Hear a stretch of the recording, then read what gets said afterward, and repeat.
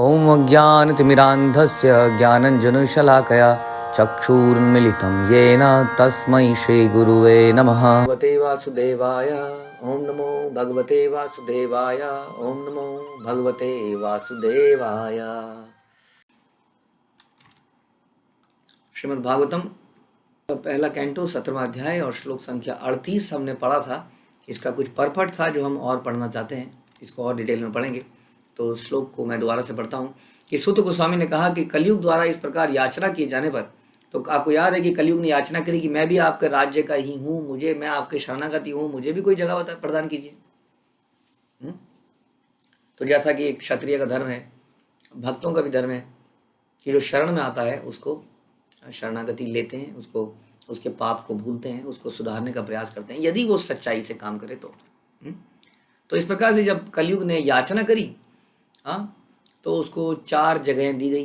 जैसे हमने सुना, अनुमति दे दी जुआ खेलना जहाँ पर, वहाँ जाओ वहाँ पर जाके रहो जहाँ जुआ खेला जाए, जहाँ शराब पी जाए, जहाँ वैश्यावृत्ति हो, जहाँ पशुवध होते हों। इस पर प्रभुपाद थोड़ा डिटेल में कुछ बताते हैं कि राज्य को कैसे चलाना चाहिए। 5 पॉइंट्स प्रभुपाद बता रहे हैं। जो राज्य बहुमत द्वारा भ्रष्टाचार का उन्मूलन करना चाहता है उसे निम्नलिखित विधि से धर्म का परिवर्तन करना चाहिए। पॉइंट नंबर 1, एक मास में यदि अधिक नहीं तो कम से कम 2 दिन अनिवार्य उपवास होना चाहिए। एक मास में 2 दिन एकादशी आती है और इस प्रकार से यानी कि नागरिकों के लिए ऐसा रूल बनाना चाहिए कि मास में 2 दिन तो हर कोई व्रत करेगा ही एकादशी के दिन। इससे कई लाभ हैं, प्रभुपाद बता रहे हैं। इससे शारीरिक लाभ है, स्वास्थ्य का लाभ है।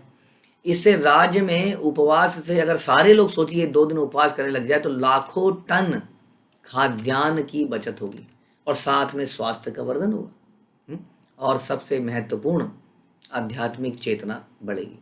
व्रत इत्यादि करने से यदि वो शास्त्रों के अनुसार से किए जाएं, हमारे अंदर इंद्रिय संयम आता है, सेंस कंट्रोल आता है, जो कि धीरे धीरे लूज होता जा रहा है आज की डेट में। और जब हम सेंसेस को कंट्रोल करते हैं, ध्यान रखिए, जब हम स्टीयरिंग को पकड़ लेते हैं तो अपने हिसाब से घुमा सकते हैं। अगर स्टीयरिंग अनकंट्रोल हो जाए तो घूमती नहीं है।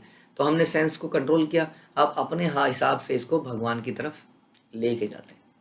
तो इसलिए एक मास में कम से कम 2 दिन अनिवार्य उपवास होना चाहिए। मैंडेटरी क्या, फास्टिंग, ऐसा होना चाहिए। पॉइंट नंबर 2, तरुण बालकों तथा बालिकाओं की आयु जब क्रमशः 24 वर्ष, ध्यान सुनिए, बालक की आयु 24 वर्ष, बालिकाओं की आयु 16 वर्ष की हो, तो उनका अनिवार्यतः विवाह होना चाहिए। मैं आपको कई बार बताता हूँ कि एक बार हमने एक व्यक्ति को बोला, उनकी बेटी शायद 18 साल की हो गई थी। हमने कहा कि इनकी शादी की बात कर लेते हैं, 2-4, अगर अभी इमीडिएटली शादी नहीं भी करनी तो 2-3 साल में कर लेंगे। तो वो इतने नाराज हो गए, क्या ये कोई उम्र है शादी करने की, अभी तो इसको ये वाली डिग्री लेनी है, अभी तो ये वाली लेनी है, अभी तो ये वाली लेनी है, अभी तो पूरा प्लान बता दिया। वो प्लान तो जा रहा था 25-26 साल तक कम से कम। तो यहाँ पर प्रभुपाद तो कुछ और बताते हैं, लेकिन प्रभुपाद तो बता रहे हैं कि जो लड़की की आयु 24 साल हो जाए, लड़की की आयु 16 साल हो जाए तो विवाह कर लेना चाहिए। नहीं तो वो इधर उधर मुंह मारते हैं, इधर उधर ताकी करते हैं, छुप छुप के कुछ करते हैं, आपको पता भी नहीं चलेगा कि क्या चल रहा है अंधेरे अंदर। हमें लगेगा हमारा बच्चा, हमारी बच्ची तो बहुत अच्छी है, लेकिन क्या पता क्या चल रहा है, क्योंकि वो उम्र ही कुछ ऐसी हो जाती है। इसलिए हम लोग कहते हैं हम सेटल हो जाएंगे, सेटल। अब सोचिए, जहाँ पर बेस ही हिल रहा हो वहाँ पे सेटल कैसे हो जाएंगे आप। जिस संसार में प्रलय कई तरह से आती हो, ब्रह्मा जी का दिन खत्म हो गया तो प्रलय आ गया, कई बार चतुर्युग खत्म हो गए तो प्रलय आ गई, फिर ब्रह्मा जी की पूरी आयु खत्म हो गई तो प्रलय आ गई। उसके पहले इतने सारे तूफान, आंधी, भूकंप, बीमारियां, बुढ़ापा, न जाने क्या क्या। ऐसी जगह में हम सेटल होना चाहते हैं। क्या करेंगे जी सेटल होके? आजकल ऐसा प्रचलन हो गया है कि जब तक हमारे पास गाड़ी ना हो, कुछ हो ना, लड़का अपना घर ना हो, तब तक शादी नहीं करनी। करते करते आदमी को 30-35 साल बीत जाते हैं और 30-35 साल में उसकी इंद्रियां इतना उछाल मारती हैं कि वो न जाने कितनी गंदी चीज़ें देख चुका होता है, चेतना को खराब कर चुका होता है, क्योंकि उसको सही उम्र में वो नहीं मिलता है। यदि उसको सही उम्र में मिल जाए तो एक खूंटा बन जाता है। कम से कम यदि वो इंद्रिय तृप्ति करना भी चाहता है तो नियमित इंद्रिय तृप्ति करता है। उनकी एक पत्नी होती है, पति होता है, तो आपस में संबंध बनाते हैं शास्त्रों के अनुसार। हाँ, तो धीरे धीरे उनके सेंसेस प्यूरिफाई होते हैं समय पर, इससे पहले कि उनका मन विचलित हो जाए इधर उधर। हाँ, वो संयम में आ जाता है। तो इसलिए तो प्रभुपाद ने बताया, यदि लड़कों लड़कियों को वैध विवाह हो चुका है तो फिर स्कूलों में कॉलेजों में साथ में पढ़ाने में कोई दिक्कत नहीं है। क्यों? क्योंकि एक लड़की को कहा गया है, जो पत्नी है वो दुर्ग के समान मानी जाती है। पति लेट आ रहा है, कहाँ गए थे? हाँ, तुम्हारी शर्ट पे लंबा बाल कैसे? हाँ, परफ्यूम तुमने तो कोई और लगाई थी, खुशबू कोई और क्यों? हाँ, इतने लेट क्यों आए हो, है कि नहीं? आदमी के ऊपर एक कंट्रोल पड़ जाता है, और कंट्रोल की आवश्यकता भी है वास्तव में। हाँ, नहीं तो आदमी तो कहीं भी घूमने घूमने का इच्छुक है। थोड़ा सा हाँ सतर्क रहना चाहिए, पति पत्नी दोनों को ही, एक दूसरे के लिए। हाँ, तो एक तरह से दोनों एक दूसरे के ऊपर विजिलेंस का काम करते हैं। और ऐसा देखा गया है कि मनुष्य के ऊपर अगर विजिलेंस ना हो, हाँ, रोक टोक ना हो, तो नेचुरली उसकी डिज़ायर होती है बिविल्डर करने हो जाने की, भ्रमित हो जाने की। वो जानवर की प्रवृत्ति हमारे अंदर है, ये सच्चाई है। हमारे ऊपर अगर रोक टोक ना हो तो हम कुछ भी कर जाएंगे। इसलिए बात बता रहे हैं कि उसके बाद तो चाहे तुम साथ में पढ़ा भी लो तो कोई भी दिक्कत नहीं है। यदि लड़के और लड़कियों में घनिष्ठता हो भी जाए तो क्या करें? यदि किसी लड़के या लड़की में देखा कि इनमें तो बहुत घनिष्ठता हो गई, अब क्या करा जाए? तो कह रहे हैं इससे पहले कि उनके बीच में अवैध संबंध बन जाए, उनका विवाह कर दिया जाए, खत्म किया जाए। लेकिन तलाक देने को मना किया जाए। तलाक देने से वैश्यावृत्ति बढ़ती है। ज़्यादा ही परेशान हो ना तुम मुझसे, छोड़ दो ना मुझे, ताकि मैं किसी और के पास जा सकूं, अपनी इच्छाओं की पूर्ति कर सकूं। और थोड़े दिनों में वहाँ से भी थक के हार के, क्योंकि ऐसा इस शादी में भी पहले बड़े प्रॉमिसेस किए गए थे। तुम ही हो मेरे सब कुछ, ऐसा बोला गया था। बड़े कस्में वादे दिए गए थे, चांद तारे तोड़ने की बातें करी गई थी, बड़े सारे प्रॉमिसेस किए गए थे। लेकिन आज वो नासूर की तरह है ना, मतलब एक दूसरे से नफरत हो गई है। क्यों? क्योंकि किसी और से लगा हो गया है। अब जिससे लगा हुआ है, क्या ऐसा वहाँ नहीं होगा? नहीं, वहाँ तो प्यार है। थोड़े दिनों में समझ में आएगा कि वो प्यार है या व्यापार है। तो इस प्रकार से प्रभुपाद कह रहे हैं कि वैश्यावृत्ति, तलाक को बढ़ावा नहीं देना चाहिए। हाँ, क्योंकि इससे वैश्यावृत्ति बढ़ती है। आदमी बड़ी आसानी से कहता है जब रिश्ता नहीं निभ रहा है, okay I leave you, let's come to the court, चाहिए कोर्ट में चलते हैं। हाँ, अब तो फैसला अदालत के सामने होगा। फिर आदमी किसी ना किसी और जगह पर, तो इस प्रकार से वैश्यावृत्ति बढ़ती है। तो इसलिए बता रहे हैं शादी के बारे में प्रभुपाद का बड़ा क्लियर कट आइडिया है कि कैसे समाज को चलाया जाए।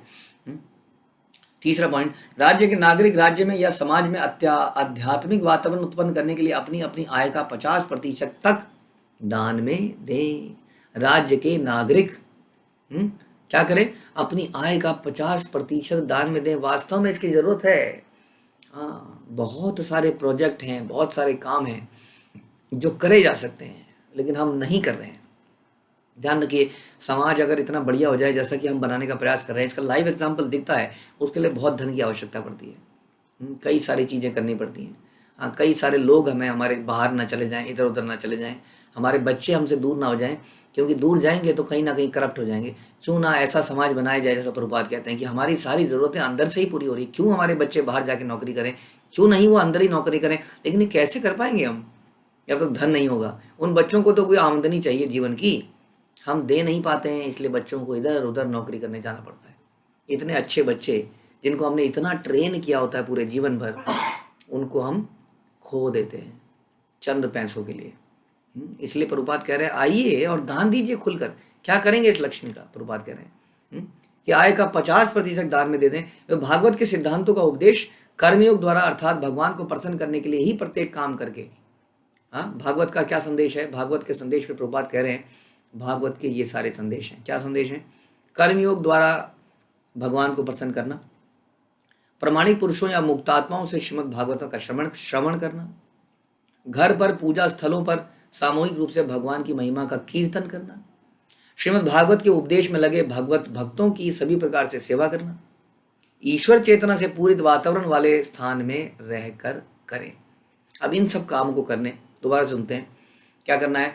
कर्म योग द्वारा भगवान को प्रसन्न करना है, निठल्ला नहीं बैठना है, और श्रवण, भागवत श्रवण करनी है, और कीर्तनों का आंदोलन, कीर्तनों का आयोजन करना है, कथाओं का आयोजन करना है, और ऐसे भक्तों की सेवा करनी है जो इस प्रकार के कामों में लगे हैं, और ऐसी जगह पर रहना है जहाँ पर ऐसा वातावरण हो। तो ऐसा करने को बोल रहे हैं। यदि राज्य उपयुक्त विधि से संचालित हो तो सहज ही सर्वत्र ईश्वर चेतना हो जाएगी। इस प्रकार से यदि हम सब करेंगे, ये 3 पॉइंट बताएं, ज़्यादा नहीं बताएं, कि क्या कम से कम 2 दिन तो उपवास कीजिए। हाँ, उसके बाद बालक बालिकाओं की शादी कैसे हो जाए सही समय पर। उसके बाद समाज में एक सही वातावरण पैदा करने के लिए दान दीजिए, और ये 5 मुख्य कार्य कीजिए। इसमें क्या बताया गया, श्रवण कीर्तन होने दीजिए, हाँ, प्रचार कार्य कीजिए, और ऐसे लोगों की सेवा कीजिए, मुख्य तौर से ऐसा बताया गया। तो ये करने से कह रहे हैं समाज बदल जाएगा बिल्कुल। सभी प्रकार का जुआ, जहाँ तक कि सट्टेबाजी, पतन की ओर ले जाने वाली है। और जब तक राज्य में जुआ खेलने को प्रोत्साहन मिलता है तो सत्य का सर्वथा लोप हो जाता है। उपर्युक्त आयु से, जैसे आप देख ही सकते हैं कि हम लोग जहाँ पे गैमलिंग अलाउड होती करी जाती है, जैसे कहीं पर मैच फिक्सिंग को लीगलाइज की, मुझे हैरान हो गया था मैं सुन के कि मैच फिक्सिंग कई कंट्रीज में लीगलाइज तरीके से होती है। यानी कि कोई मैच चल रहा है, उसके ऊपर राज्य को टैक्स दे दीजिए और लीगल तरीके से बैटिंग कीजिए। ये वाली टीम जीतेगी तो मैं तुझे 10,000 दूंगा, ये वाली टीम देगी तो तुम मुझे 5,000 दोगे, समथिंग लाइक दैट। और ये धीरे धीरे 1,000 से करोड़ों में, अरबों में बदल जाता है। इतना मोटा स्टेक पे आ जाता है पैसा कि प्लेयर्स को खिलाना शुरू कर देते हैं, मैच ही फिक्स हो जाता है। तो इस प्रकार से झूठ का बोलबाला होता है। तो जुआ से झूठ निकलता ही है। तो उपर्युक्त आयु से अधिक काल तक तरुणों और तरुणियों को अविवाहित रहने की अनुमति तथा सभी तरह से कसाई घरों का लाइसेंस निषेध होना चाहिए। प्रभुपाद कह रहे हैं कि स्लॉटर हाउसेस को बंद कर देना चाहिए, और युवा और युवतियों को अलाउड नहीं होना चाहिए कि तुम अविवाहित रहोगे लंबे समय तक। मांसाहारियों को शास्त्र अनुमोदित विधि से मांस ग्रहण करना चाहिए, अन्यथा नहीं। सभी प्रकार का नशा, यहाँ तक कि सिगरेट, तंबाकू वगैरह निषिद्ध हो जाना चाहिए। चाय पीना भी निषिद्ध हो जाना चाहिए। हाँ, ऐसा यदि करेंगे तो एक अद्भुत समाज का निर्माण हो सकता है। ये चारों नियमों को पालन करने के लिए प्रभुपाद ने कुछ अपना एक्सपीरियंस हमारे सामने रखा है। जितना हो सके हम इसको करने का प्रयास करें। श्लोक संख्या 39। पुनः च याचमानाय जातुरूपम अदात प्रभु तथा अनिर्तम मदम कामम रजा वैरम च पंचमम। कली ने जब कुछ और याचना करी तो राजा ने उसे उस स्थान में रहने की अनुमति प्रदान करी। तो हुआ क्या कि कलयुग को बोला गया कि तुम जाओ, वहां रहो जहाँ वैश्यावृत्ति है, जहाँ नशे का पान है, जहाँ मांस मदिरा खाया जाता है या जुआ खेला जाता है। अब कलयुग जब परीक्षित महाराज के राज्य में भ्रमण करने गया तो उसने देखा कि ये जगह तो नहीं मिली। ऐसी कोई जगह ही नहीं है आपके राज्य में जहाँ पर ये 4 काम हो। आप बताइए मैं कहाँ पे रहूँ, आपने तो मुझे छल दिया, कोई जगह तो बताइए। तो परीक्षित महाराज क्या कहते हैं, जाओ तुम उस जगह में रहो जहाँ पर सोना उपलब्ध है, यानी कि जहाँ धन है। क्योंकि जहाँ जहाँ स्वर्ण है या धन है, वहीं वहीं असत्य, मद, काम, ईर्ष्या, वैमनस्य रहते हैं। ये बहुत इंपॉर्टेंट चीज बोली कि जहाँ पर धन है वहाँ पर काम इत्यादि, ईर्ष्या, ये सारी चीजें अवगुण पैदा हो ही जाते हैं। क्योंकि धर्म के अंदर धन के अंदर बहुत गर्मी होती है। आदमी के अंदर हमेशा, आपके साथ भी कभी हुआ होगा, कभी हमें कहीं से धन आ जाता है तो हमारा दिमाग चलने लगता है ना, इतना यहाँ लगा दें, इतना यहाँ लगा दें, कितना हो गया, ये कर दें, वो कर दें। पूरा दिन आदमी का उसी में निकल जाता है, इधर का उधर, उधर का इधर, ये चला गया, ओ यहाँ से डूबा, ओ यहाँ पे बना, अरे तूने मेरा माल लिया, निकल जाए यहाँ से। हाँ, पैसे के प्रति बड़ी आसक्ति रहती है, इसलिए कहते हैं मनी इज हनी। इसलिए ऐसी जगह पर बोला गया कलयुग यही जगह तुम्हारे लिए एप्ट है। हाँ, क्योंकि वहां पर ऐसा होता है। इसका मतलब ऐसा नहीं है कि परीक्षित महाराज के बारे में हम सुनेंगे कि उन्होंने क्या किया। परीक्षित महाराज भी तो बहुत धनी थे, लेकिन परीक्षित महाराज ने अपने धन को खुले तौर से भगवान की सेवा में लगा दिया। उन्होंने अपने धन को इस्तेमाल नहीं किया।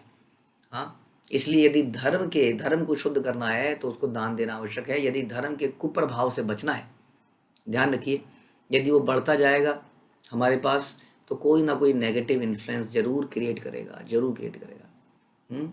इसलिए कहते हैं जैसे झील का पानी पड़ा रहता है तो सड़ जाता है, नदी बहती रहती है तो पवित्र रहती है। इसलिए बड़ा ज़रूरी है कि हम इस धन का प्रयोग करें, नहीं तो एक्यूमुलेशन की कोई लिमिट नहीं है। ध्यान रखिए, कोई लिमिट नहीं है। कई लोग छोड़ ही नहीं पाते हैं संसार को। इतना हो जाएगा तो छोड़ूंगा, इतना हो जाएगा तो छोड़ूंगा, इतना हो जाएगा तो छोड़ूंगा। वो कहानी सुनी है आपका एक आदमी की। एक आदमी को ऐसा बोला गया कि जितना तुम भाग सकते हो उतनी ज़मीन तुम्हारी, जाओ भाग लो, जी लो अपनी ज़िंदगी। ये खेत, ये पूरा एंड टू एंड क्षितिज तक जाइए, जितना भाग के आप शाम को सनसेट से पहले आ जाएंगे अगर वापस, जहाँ तक आप भाग के जाएंगे वहाँ पे झंडा गाड़ के आइए, वहाँ तक की सारी ज़मीन आपकी। हाँ, अब वो सोचिए, एक आदमी को ऐसा मौका मिल जाए, आपको और मेरे को ऐसा मौका मिल जाए, तो हम तो, है ना, कितना भागेंगे उस दिन, कितना कवर अप कर लेंगे। तो वो भागता जाता है, भागता जाता है, भागता जाता है, तो उसका लालच बढ़ता जाता है। हाँ, वो देख रहा है कि सन धीरे धीरे नीचे जा रहा है, लेकिन उसकी महत्वाकांक्षाएं बढ़ती जाती हैं। अरे नदी, सामने नदी दिख रही है, नदी के आसपास की ज़मीन कितनी उपजाऊ होगी, क्यों ना मैं नदी को भी पार कर लूँ। वो जाता है, नदी को भी पार करता है, और इतना दूर चला जाता है, हाँ, कि वो वापस आ ही नहीं पाता, और आते आते आते वहीं पे गिर के रास्ते में मर जाता है। तब पता चलता है कि केवल 5-6 फुट ज़मीन की आवश्यकता थी, जिसमें उसको दफना दिया जाता है। तो इसलिए ये बताया जा रहा है कि जहाँ जहाँ धन है वहीं असत्य है, मद है, काम है, ईर्ष्या है, वैमनस्य है। यद्यपि राजा परीक्षित ने कली को रहने के लिए दिया था जगह, लेकिन वो ढूंढ नहीं पाया ऐसी कोई जगह, इसलिए उसको ऐसी जगह में रहने को बोला गया। और आगे, अमूनि पंचम अमूनि पंच स्थानानि ही अधर्म प्रभवा कली औत्तरेयेण तत्तानि न्यवसत तत् निदेशकृत। इस प्रकार उत्तरा के पुत्र महाराज परीक्षित के निर्देश से कली को उन 5 स्थानों में रहने की अनुमति मिल गई। 4 तो हमने पहले ही बताई, और 5वीं जहाँ अत्याधिक धन है। अथैतानि स न सेवेते बुभूषु पुरुषा क्वचित विशेषतो धर्मशीलो राजा लोकपतिर गुरु। अतएव जो कोई भी, विशेष रूप से जो राजा, धर्मोपदेशक, जन नेता, ब्राह्मण तथा सन्यासी जो अपनी भलाई चाहते हैं, उन्हें उपर्युक्त 4 अधार्मिक कार्यों के संपर्क में कभी नहीं आना चाहिए। बता रहे हैं कि प्रभुपाद की उन्नति के इच्छुक धर्मवेता तथा उत्तरदायी लोगों को, अथवा उन्हें जो अपना अमूल्य जीवन बर्बाद नहीं करना चाहते, धर्म के सिद्धांतों से, विशेष रूप से स्त्रियों के साथ अवैध संबंध से बचना चाहिए, विशेष तौर पर। क्योंकि मैथुन, आगार, the shackles of sex life, हम लोग सब लोग बंधित हैं अपनी इस डिजायर के कारण संसार में, इसलिए विशेष रूप से अवैध संबंध से बचना चाहिए। बता रहे हैं, किसी को गुरु या समाज का स्वामी स्वीकार करने के पूर्व उसे चरित्र की उपयुक्त कसौटी में परखना चाहिए। क्या वो गुरु इन 4 नियमों का खुद पालन करता है पहले? ऐसे जननेता भले ही शैक्षिक योग्यता में कम क्यों ना हो, पढ़े लिखे कम क्यों ना हो, लेकिन उन्हें 4 अयोग्यताओं जैसे जुआ, मद, वैश्यावृत्ति, पशुवध के दूषणों से सर्वथा मुक्त होना चाहिए। हाँ, उसके बाद क्या होता है, वृषस्य नष्टान त्रीनपादान तपः शौचम दयामिति प्रतिसंधदे आश्वास्य महीम च समवर्धयत्। तत्पश्चात राजा ने धर्म रूप बैल के विनिष्ट पैरों को पुनः स्थापित किया और आश्वासन देने वाले कार्यों से पृथ्वी की दशा में काफी सुधार किया। तो इस प्रकार से कलयुग को रोका, गाय को मारने के लिए कलयुग को उपयुक्त जगह बताई गई कि आप यहाँ पर रह सकते हैं। और उसके बाद क्या किया, अपना सारा धन कहाँ लगा दिया, धर्म के 3 बाकी बचे हुए या 4 पैरों को फिर से स्थापित करने के लिए। क्योंकि धर्म स्थापना के लिए धर्म की आवश्यकता होती है। हम कहते हैं विद्या ददाति विनयम विनयाति याति पात्रतम पात्रतम धनम आपनोति धनम धर्म तथा सुखम। कि धन से हमें धर्म के काम करने चाहिए। धन का पर्पस ही यही है, क्योंकि कृष्णा ना, Lakshmi belongs to Krishna, Lakshmi belongs to Krishna, Lakshmi is wife of Krishna. Therefore हमें धन को भगवान की सेवा में लगाना चाहिए। जब हम धन को धर्म से धर्म करते हैं तभी हमें सुख प्राप्त होता है। धन को अपने लिए इस्तेमाल करने से सुख प्राप्त नहीं होगा, ऐसा सारे शास्त्र कहते हैं। तो राजा परीक्षित ने क्या किया, राजा परीक्षित ने एक प्रकार से छल दिया। हाँ, राजा परीक्षित के सामने कलयुग आ नहीं पाया वास्तव में। पहले तो बोला 4 जगह में चले जाओ, उसने कहा जी 4 जगह आपके राज्य में नहीं है, क्या करूं? तो बोला धन, जहां पर धन है वहां जाओ। अब धन कहाँ है? सारा धन, सारे दरबार खोल दिए और धर्म की स्थापना, मंदिर बनाओ, इतने, एक मंदिर इधर बनाओ, एक इधर बनाओ, एक इधर बनाओ। ऐसे हमारे गुरु महाराज जो है दिल्ली के एनसीआर में 18 मंदिर बन रहे हैं, सोचिए, अनप्रेसिडेंटेड, इतनी density of temples in small place.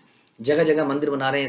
ISKCON वाले भक्त, पूरे संसार में मंदिरों का निर्माण हो रहा है, प्रचार कार्य हो रहे हैं। मंदिर तो अलग हैं, सेंटर बन रहे हैं, कितनी जगह प्रचार कार्य चल रहे हैं, खिचड़ियाँ बट रही हैं, प्रसाद बट रहा है, डेली दीपदान हो रहे हैं, शिक्षा दी जा रही है, फूड फॉर लाइफ चलाया जा रहा है, धर्म धन के भंडार खोल दिए हैं। शिला प्रभुपाद बोलते थे, इस्कॉन के सेंटर्स को खास तौर पर बोला था कि तुम कभी भी ऐसा मत करना कि दान से जो लक्ष्मी आती है ना, कि उसको इकट्ठे करते जाओ, इकट्ठे करते जाओ। ध्यान रखो, दान की लक्ष्मी को खर्च करो। हाँ, भगवान के कार्यों में खर्च करते हुए डरो मत, खुले तौर पे खर्च करो। यदि तुम धन एकत्रित करने वाली मशीन बन गए तो यहाँ पर भी मुसीबत आएगी, यहाँ पर भी कलयुग का वास हो जाएगा, क्योंकि इतना धन जहाँ भी दिखेगा वहाँ कलयुग का वास होगा ही। फिर कहीं पर किसी के मन में लालच आएगा, कहीं पर भाई भतीजावाद होगा, कोई व्यक्ति धोखा देके इस्कॉन के मंदिर को अपना बना लेगा, बहुत सारे काम होने लग जाएंगे। इसलिए धन आए, धन को स्पेंड करो, खर्चा करो प्रचार के कार्यों में। इसलिए हम लोग अक्सर ऐसे कार्यों करने से पीछे नहीं छूटते हैं। कमाओ खर्चा करो, कमाओ खर्चा करो, ज़्यादा एक्यूमुलेशन इज अ प्रॉब्लम। तो यहाँ पर महाराज परीक्षित ने छल लिया, क्योंकि बोला कि धन में रहो, लेकिन धन के भंडार खोल दिए धर्म की स्थापना करने के लिए। और इस प्रकार तप, स्वच्छता और दया के पिलर जो है पैर बैल के फिर से खड़े कर दिए। और विश्व भर के लोगों के सामान्य लाभ के लिए उन्होंने स्वर्ण के भंडार को समाज में स्थायित्व लाने के लिए प्रयुक्त किया। अदरवाइज सोना क्या करता है? असत्य, मद, वैश्यावृत्ति, शत्रुता, हिंसा को जन्म देता है। किंतु सुयोग्य राजा या जन नेता या ब्राह्मण या सन्यासी के मार्गदर्शन में वही सोना, वही धन धर्म के बैल के लुप्त पांवों को फिर से स्थापित करने में प्रयुक्त किया जा सकता है। अतएव महाराज परीक्षित ने अपने पितामह अर्जुन की भांति कली की तुष्टि के लिए रखे सारे अवैध सोने को इकट्ठा किया और धर्म के अनुसार, गुरु परंपरा के अनुसार उसको संकीर्तन, यज्ञ इत्यादि कामों में लगा दिया। जैसे हमने पहले ही सुझाव दिया, प्रभुपाद कह रहे हैं, संचित धन के वितरण के लिए इन 3 भाग करने चाहिए। 50% भगवान की सेवा के लिए, 25% परिवार के लिए, 25% निजी आवश्यकताओं के लिए। आय का 50% भगवान की सेवा के लिए या संकीर्तन यज्ञ के लिए माध्यम से समाज में अत्यधिक ज्ञान के प्रसार हेतु करना चाहिए। सामान्यतः विश्व के लोग आध्यात्मिक ज्ञान के विषय में, विशेष रूप से भगवत भक्ति के विषय में अंधकार में रहते हैं और उसके लिए शिक्षा देनी चाहिए। ऐसे कार्यक्रम का आयोजन होना चाहिए और उनके कार्यक्रम के आयोजन के लिए धन और शारीरिक श्रम, बुद्धि की आवश्यकता पड़ती है, तो उसको लगाना चाहिए। जब हम ऐसा करेंगे तो क्या होगा? निश्चय ही तप, स्वच्छता और दया अपने आप पीछे पीछे आएंगे और धर्म के खोए हुए पांव फिर से स्थापित हो जाएंगे। जब पर्याप्त मात्रा में स्वच्छता, दया, सत्य होगा तो पृथ्वी माता पूरी तरह से संतुष्ट फिर से हो जाएगी और कली को मानव समाज के ढांचे में घुसपैठ करने का कोई अवसर नहीं मिलेगा। तो इस प्रकार से बहुत ही महत्वपूर्ण शिक्षा हमें दी। हो सकता है हमें कुछ कुछ होने लगे ये सुनकर, कैसे करेंगे, कैसे इतनी मुश्किल से कमाया जाता है। धीरे धीरे हम स्टार्ट कर सकते हैं। You will see the miracles happening in your life. अगर आप थोड़ा थोड़ा भी करना शुरू करेंगे, हमने खुद अपने जीवन में ऐसा करके देखा। शुरू में 100 रुपये देने में भी बड़ा जी सा घबराता था और धीरे धीरे देना शुरू किया। जैसे 16 माला करना पहाड़ लगता था, लेकिन करते करते करते अब 16 माला हो गई।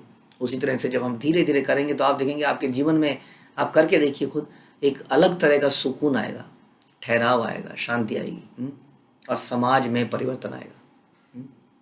तो आइए धर्म के 4 पिलर बनाने में हम सब सहयोग करें श्रील प्रभुपाद का, जिन्होंने इतनी मेहनत से इस परिवार को बनाया और आगे बढ़ा रहे हैं। श्रील प्रभुपाद की जय। ग्रंथराज श्रीमद् भागवतम की जय।